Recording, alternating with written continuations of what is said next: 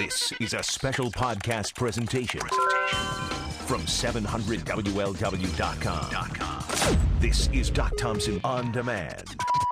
One of the difficult things as a radio-type talk show host is when you cover topics from time to time,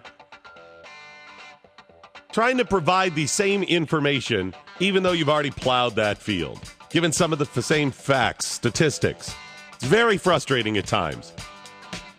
Kind of went through that a little bit earlier in the week when I got an email from a guy singing the praises of the Cincinnati trolley car, challenging me on it. I had to take the time to send him an email back and go through all the statistics.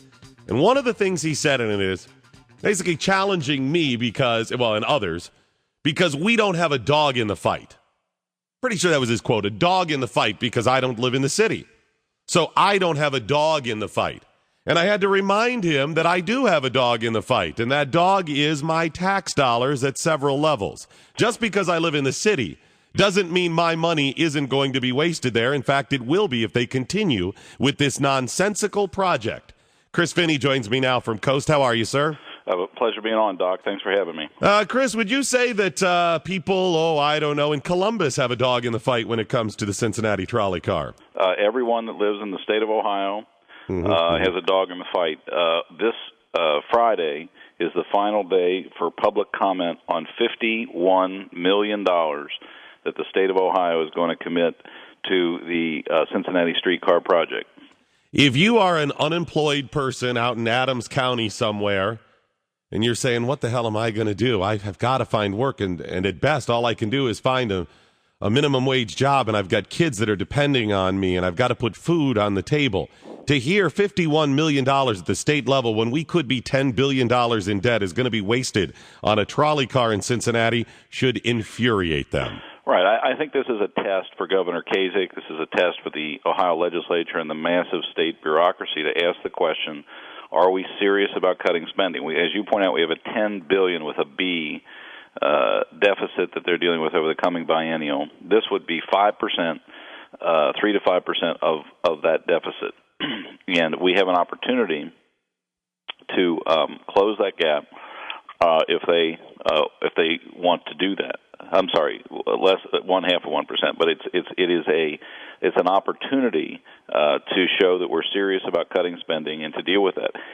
There is nowhere in the state budget you can point for $50 million free dollars without any pain to the taxpayers, without any pain to the served community, other than this project. It's the easiest money we can put our hands on to balance the state budget. And if Governor Kasich, if the legislature can't make this small step, I don't think there's any question that the fiscal stability of the state is imperiled, and we're all going to be paying higher taxes long term. I understand the argument. Well, sometimes money that is allocated one place can't be moved to another place. I reject that argument because they technically could reallocate. It would take a lot of work, but we still have that deficit across the board of $10 billion. And you're right, this is some place they could start and cut it. So I don't think there's any question. These are track funds. These monies could easily go to other projects, roads, bridges, other things. Other infrastructure. Sure, absolutely, that they're going to have to fund over the coming biennial. So this is money that could easily go to fill that gap. This is not this shell game that they play in the city. Yeah, I see a lot of potholes and stuff out there, bridges. I mean, our infrastructure generally across the country is real close to a failing grade. There's no question. It's kind of funny. The city, there was a good article in the Business Courier, the city of Cincinnati cut its roadway budget by about 20% in order to allocate money over to the trolley project. And I'm driving down the street, and there's potholes everywhere. I mean, it's a complete disaster. I mean, it's going to cost taxpayers millions of dollars in car repairs this year because they won't patch the roads. But they've got enough money to build $143 million of track that's going to run a total of 6-mile loop, which is a 3-mile length, a 6-mile loop in order to get that. And all the while, we're cutting back roadway funds in the city by 20% to fund this thing, so your potholes don't get filled. Let me make sure I sum this up. I think, Chris, this is all a person needs to know. I mean, right? Just hearing what I'm about to say should be enough to make people say, "Okay, wait a minute. We've really got to look into this." $128 million that we know is going to balloon to at least $143 million, what with the cost overruns for moving the utility lines, according to Duke Energy. Yep. $143 million for 3 miles in each direction. 3 miles. Yep, that is, I'm going to do the math here for you, $23 million a mile. Well, that's a steal. A steal from us is what they're... Chris, I just don't... Here it is. You're right. You've got potholes in that. Put this money someplace else in infrastructure where it is really needed, and put some buses down those lines. Done. You can change the lines whenever you want. You know, if you've got more ridership one area, you can change it. If there's an emergency, the buses can stop, move, alternate a route. They're not going to stop traffic because they flow with traffic. It's pretty simple. Yeah, this is not a transportation solution. This is a Walt Disney ride for 3 miles in the city of Cincinnati. We have a letter writing campaign going on right now to the state of Ohio to encourage them not to fund this. If folks go to our website, gocoast.org, there's a link there. They can just click on it, and they can write a comment. If it's one sentence long, it's fine. Just tell them that you oppose the streetcar project. Go to gocoast.org and click on the link for the state of Ohio for public comment on the streetcar, and let them know what you think, because they're listening. We think that, you know, we have a new era in Ohio with Governor Kasich. We're optimistic that he's listening to us down here. We've had over 700 people write in the last 2 weeks against this project, and we need more. One sentence, I can do it in 2 words. I mean, That's fine. That's how passionate, that's how frustrated I am with this. I'll give you 3 words. Stop the trolley. I'm not sure what the 2 would be. Mine were not quite so arable, we'll put it that way. If $51 million, I drove down Montgomery Road last night from the station here, which is right near Kenwood Town Center there, and right by Willie's Restaurant. There is this hawking pothole right there that almost swallowed my car. And gee, why don't we... Well, the money's going to things like the Cincinnati trolley car. That's exactly right. Let me just point out one other thing. You know, we talk about the $143 million to build this thing. The one question that council and the mayor refuse to answer, I want you to get them on the air and just ask them this question, which is, how are you going to pay to operate it?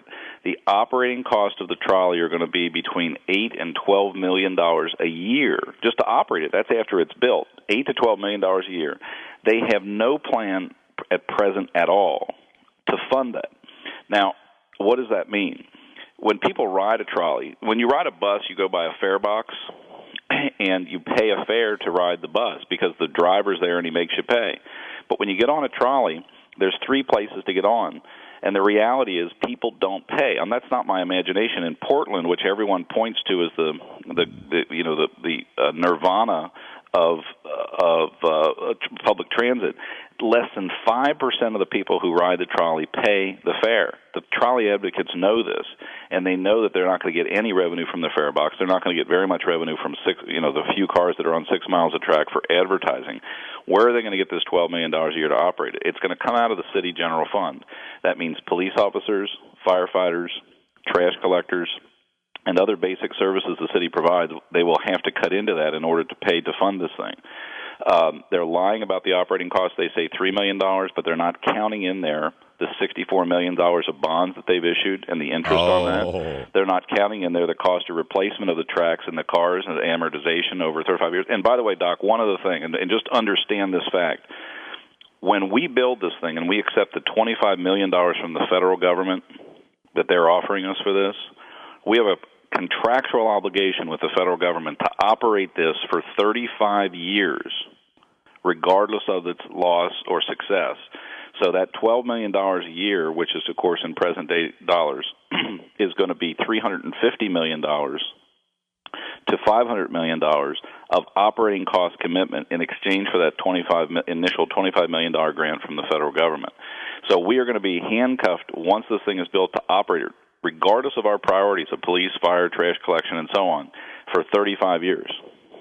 So if we get this thing built and the day after they do the big official ribbon cutting on this thing, if suddenly a Star Trek transporter-type device is invented and nobody is riding any public train, we still have to operate this stupid thing at a loss and fund it for 30-plus years. 35 years, because that's the operating life of the asset that we're buying. And if you don't continue to fund it, you're in breach with the federal government. That's right. So it is a handcuff for the people. This is like Paul Brown Stadium, but much worse. We are getting in at the front end of a very bad deal, and the mayor and the city, nobody's really even asking the key questions about this, which is how are we going to pay for the operations of this thing? They're not even asking the questions. Just Don, what we need to do? We need to get Mike Brown to operate on our behalf for some of these things. I certainly don't want him working against us. The guy's a negotiating titan. We need to get him working for us and start negotiating and say we're done with this stuff. But seriously, if you think about the early days of the Bengals lease, the lease was negotiated. The public did not have a lot of comment on that. It got signed, and now everybody's looking at each other and saying, how did this happen? Why didn't we ask the tough questions before that lease was inked with Mike Brown? We have the opportunity right now. We did a public records request to the city. We said, tell us what contracts have been signed so far for this thing, for the construction, with the federal government, anything. They haven't signed any contracts yet. This is the time for the public to speak out about this and tell the mayor, tell the city manager, tell the governor, do not do this without thinking it through. And right now, the very few elected officials are rushing headlong into this project and planning to enter into contracts that are going to be binding upon the people of Cincinnati for really 2 generations are going to be stuck with this. Here it is. I want people to remember this. The week leading up to Valentine's Day, 2011. This is the week to remember 5, 10, 15, 20 years from now when people say, how come they didn't get a better deal? How come we were stuck in these contracts? How come, like we've said about the stadiums? When everyone goes, well, I didn't know that they could go ahead and roll those property tax back forward on us. How come we didn't put a clause in there that says they can't do that? Well, this is that moment. Remember, February 2011. This is your opportunity. Go to gocoast.org and please write to Governor Kasich before Friday. That's the close of the public comment period on this, and you can have an impact on this. Call the governor's office. Do whatever you can. Make noise right now. Talking with Chris Finney from Coast. Let me go back to something you said because my head just cannot get around. Less than 5% of people pay the fares in Portland? That's correct. That nobody pays the fare because there's 3 places to get on and nobody enforces it. And they have all kinds of problems with the operations as a result of that, but basically no dollars come into the system from fare dollars. It's minuscule, and we'll probably get maybe $20,000 to $50,000 of fare revenue from this thing a year, compared to $10 million of operating costs. They have no plan other than to divert. They've had a preliminary vote to divert some of the casino monies into this, but it's not binding, and they're nowhere near enough to pay for these operating losses. So that means layoffs of police and firefighters, or you may have read the paper today, Cecil Thomas, who's a trolley supporter, is proposing an increase in the city earnings tax. Yeah, I saw that. We'll get to that a little bit as well. That's good timing there. So when they don't pay in Portland, you mean nobody's there to enforce it, so they just hop the turnstile or whatever it is? I think they have a ticket, or you get a fine if somebody catches you. But like I say, the statistics are less than 5% of the people actually pay, so the enforcement system is not working. How much are you off the top of your head, are you familiar with the estimates of what they say we will take in as far as fares go when this is up and operating? Like I say, the city has never been pinned down on the operating plan. If you could get Mayor Mallory or Manager Mahoney or the operations persons at the city or any one of the council members who support this to tell you how they intend to pay to operate the system, I'd be fascinated, because there is no plan that the city has announced about how they're going to pay for the operations of this thing. Hey, we've seen that before. Just trust us. We want to do something. We'll give you the details later. We'll find out what's in it once we pass it. Sign here, but don't read the details. It is so funny because we're all gnashing our teeth about the Bengals lease, and what could we have done to stop it? This is your moment. This is the time to demand that our elected officials tell us what's in the deal. And to date, the media and the public have not pinned them down on these questions. Chris, the quote that the mayor said today in the paper, my head almost exploded. His justification to continue pouring money down this rat hole is, we've already spent quite a bit of money on that project, and we will have torn up streets and relocated utility lines by that time, meaning the next election. That would be a horrible waste of money. Yeah, it would have been a horrible waste of money. We think it has been a diversion that this community cannot afford. By the way, we have the police, the firefighters, the Code Labor Union, the Homeless Coalition, the NAACP, Coast, the Tea Party. Have you ever seen the Tea Party and the Green Party united in the same coalition? Well, and the NAACP, I mean, the NAACP, I think seeing the coalition you've put together says a whole lot. Right, but the reason that they're against this is because this is going to eat into city operating funds, which means layoffs of core city services. And everybody is worried about that. The mayor has no plan for this. We also have a petition drive going on to put this on the ballot as soon as possible. As soon as we get the signatures, there's going to be a chance to vote. But if the mayor wants to run headlong into this, the great news, Doc, we've got a council election this fall. So if these 5 people who support this thing, or actually Birding's now resigned, so there's only 4, but if these 4 people who support this thing want to run on this and explain to the voters why they condemn this city to this fate, good for them, because we're going to have several opportunities to have our say on this thing by this November. And imagine running on it after they've put even more money into it. Oh, yeah. Well, in a year in which they have not structurally balanced the city budget, and we're facing massive layoffs of police officers or a tax increase in the next 12 months. These people have their priorities wrong, and they haven't thought this through. And you'd say, well, our politicians, our leaders are smarter than that. But we know from the Paul Brown Stadium experience and other things that they're not that smart, and they can get us into these situations. All right, Chris Finney from Coast, I appreciate you giving me the update. Thank you so much, sir. Pleasure having you. You did a great job with it. Thank you, sir. We'll put a link to his information and how you can tell the governor not no, but hell no. It's at my blog, 700WLW.com. Fox 19 Storm Tracker forecast for meteorologist Frank Marzullo. Very cold today, mainly cloudy with a few breaks. Afternoon high around 22. Cloudy tonight, a few snowflakes. Frigid, an overnight low around 2. Currently at the big one, it's 15. Larry on a cell phone. You're on the big one. Doc, good morning. How are you? Morning, sir. Listen, 3 times in the last year I've been to cities that have some kind of a trolley system, none of which used rails. They were all riding on the concrete on tires. In 2 of those 3 cases, it actually was part of the attraction of me going there and something I researched and looked into before I went to the city. In the 3rd case, it was just something I chanced upon.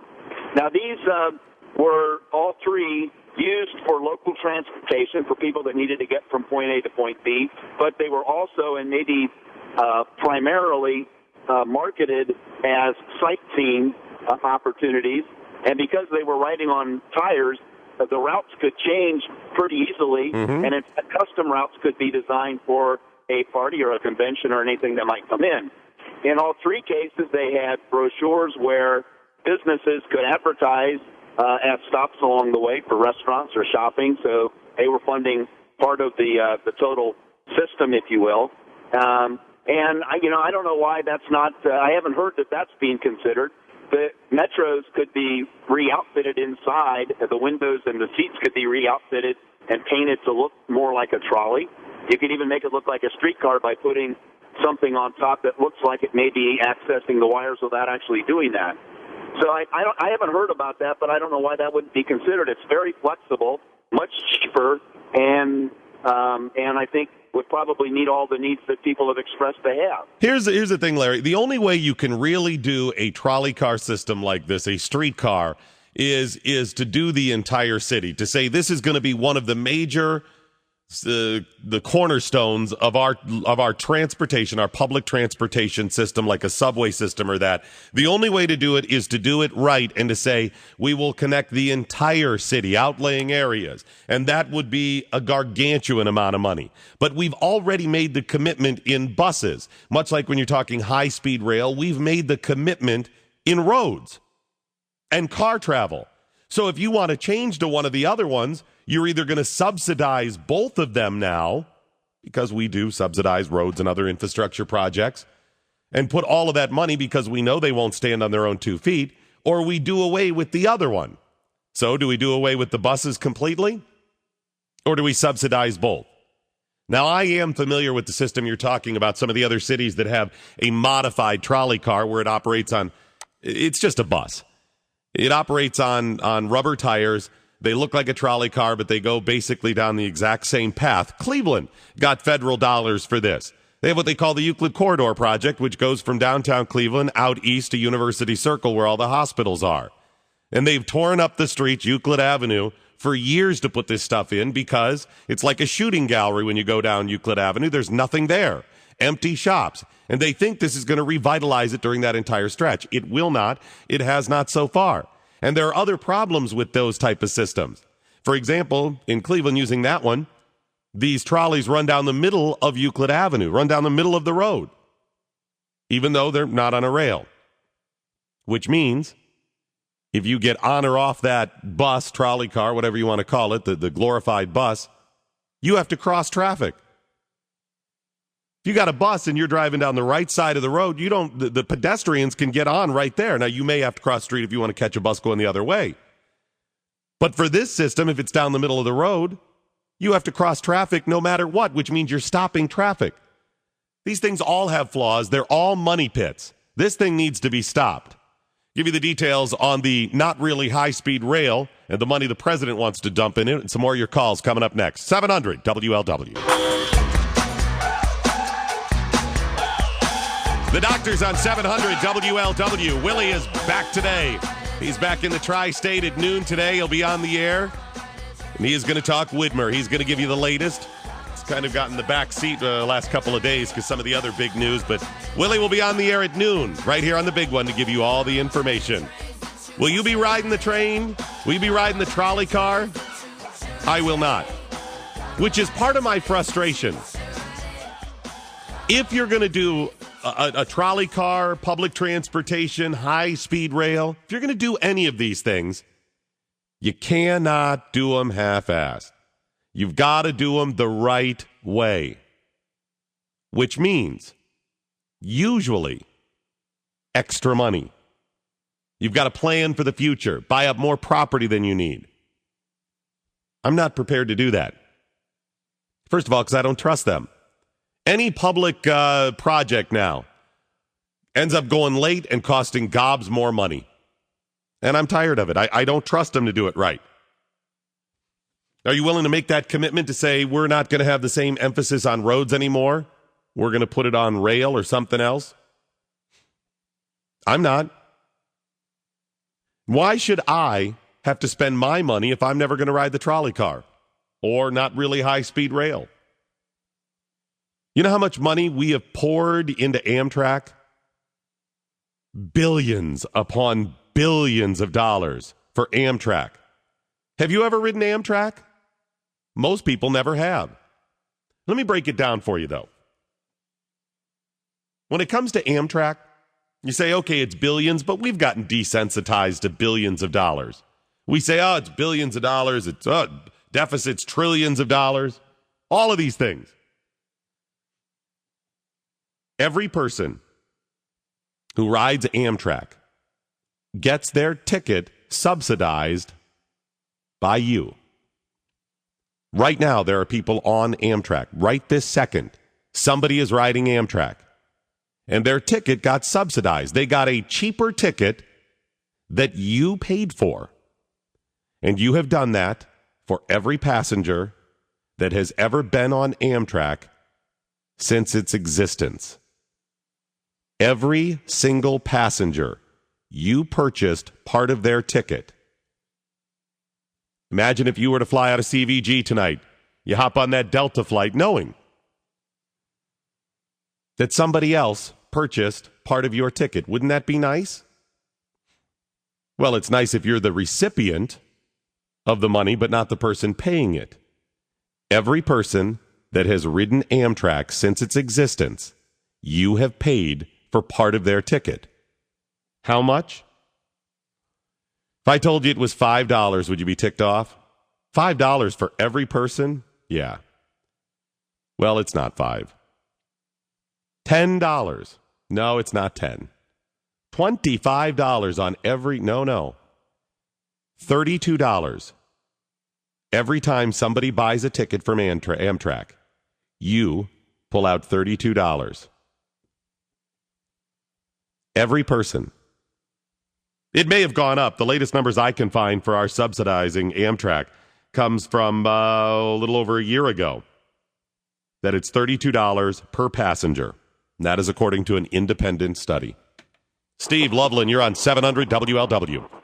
Hey, Doc. I just wanted to call in and just a comment that, who are these guys that keep taking our money and acting like there's just an endless amount for these crazy projects? The state's broke, the city's broke, the nation is broke, and we still keep pumping money and acting like we can keep spending and printing money. And, I'm convinced that we may not even have a problem in this country if we stop spending. There it is, Steve.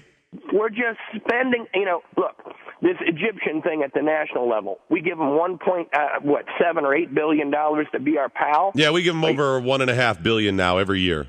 Are you kidding me? No. And then we even under the Bush administration, they said that Iraqi oil would pay for the Iraqi war. Never happened. Yeah, that's funny how those things never work out. And, and then we're here at the city where they're thinking about laying off people who protect the citizens.